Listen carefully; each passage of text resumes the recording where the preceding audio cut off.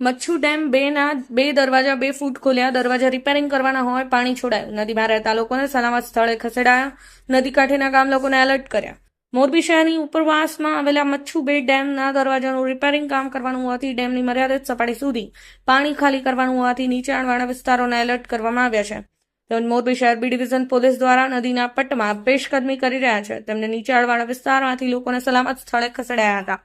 આ બાબતે વાત કરીએ તો મોરબીના જોધપર નદી ગામ પાસે આવેલ મચ્છુબે ડેમના દરવાજાનું રિપેરિંગ કામ કરવાનું હોવાથી આજે તારીખ 12 થી 15 સુધી મચ્છુબે ડેમ ક્રેસ્ટ લેવલ સુધી ખાલી કરવાનું આયોજન મોરબી સિંચાઈ વિભાગ દ્વારા કરવામાં આવ્યું છે. જે મચ્છુબે ડેમ અને મચ્છુ 3 ડેમની નીચાણવાળા મોરબી અને માણિયા તાલુકાના ગામોને એલર્ટ કરવામાં આવ્યા છે. તેમજ મોરબી શહેરમાં પુલ નીચે નદીના પટ વિસ્તારમાં અડધી નદી સુધી નદી બુરીને પેશકદમી કરીને ઘૂસી ગયેલા લોકોને સલામત સ્થળે ખસેડવામાં આવ્યા છે. આજે મચ્છુ ડેમ 2ના 2 દરવાજા 2 ફૂટ ખોલ્યા છે.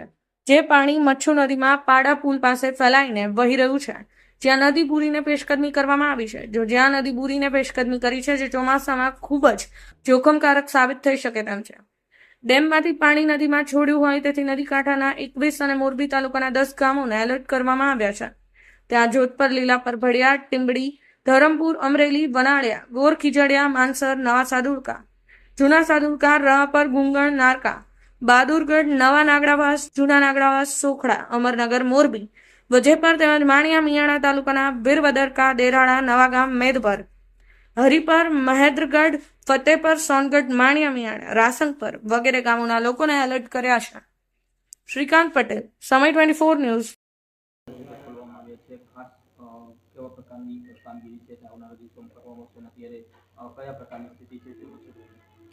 અત્યારે હાલમાં મચ્છુ બેના ન્યૂઝ પેલવેના 5 આપણા ગેટ છે તે બદલવાની કામગીરી માટે ડેમ ખાલી કરવાની સ્થિતિ ઊભી થઈ છે.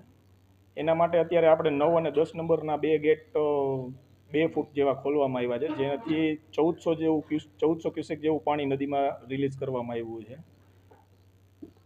અત્યારે મચ્છુ ડેમની અંદર કેટલું પાણી છે તે સંગ્રહ છે અને કેટલું પાણી છે તે છોડવામાં આવશે, સાથે સાથે જે નીચાણવાળા ગામો છે કેટલા એલર્ટ છે તે એલર્ટ કરવામાં આવે છે? અત્યારે હાલમાં મચ્છુ બેમાં 988 MCFT પાણી છે. એમાંથી આપણે અત્યારે હાલમાં 726 MCFT જેવું પાણી રિલીઝ કરવાના છે નદીની અંદર.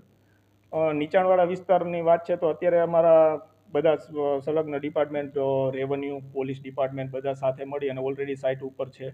તે લોકોએ બધા લોકોને સ્થળાંતરિત જગ્યાએ સ્થળાંતર કરવામાં આવ્યા છે બધાને, જેથી કોઈ અત્યારે હાલમાં કોઈ પ્રોબ્લેમ નથી. છતાં આપના માધ્યમથી એક જણાવવાનું કે તમામ જે કાંઈ 34 ગામ છે જે મચ્છુ નદીના હેઠવાસમાં આવે છે એ લોકોને જણાવવાનું કે 3 દિવસ સુધી નદીના પટ વિસ્તારમાં કે નીચાણવાળા વિસ્તારમાં અવર જવર કરવી નહીં.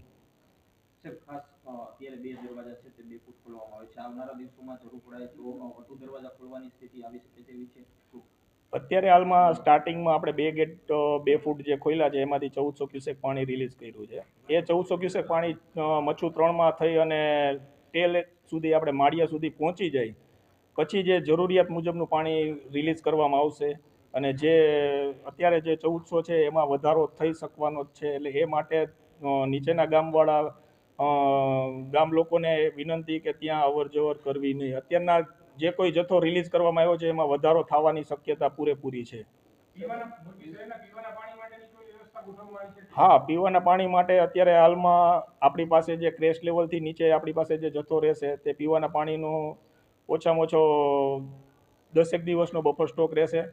સામેથી આપણને મોરબી બ્રાન્ચ કેનલમાંથી આપણને જે કાંઈ આપણી ડેઇલી રિક્વાયરમેન્ટ છે પાણીની 100 ml ડ્રિંકિંગ વોટરની, એટલી મોરબી બ્રાન્ચ કેનલ દ્વારા જ આપણી પૂરી કરવામાં આવશે. VK Patel, incharge deputy Machchhu બે સિંચાઈ યોજના.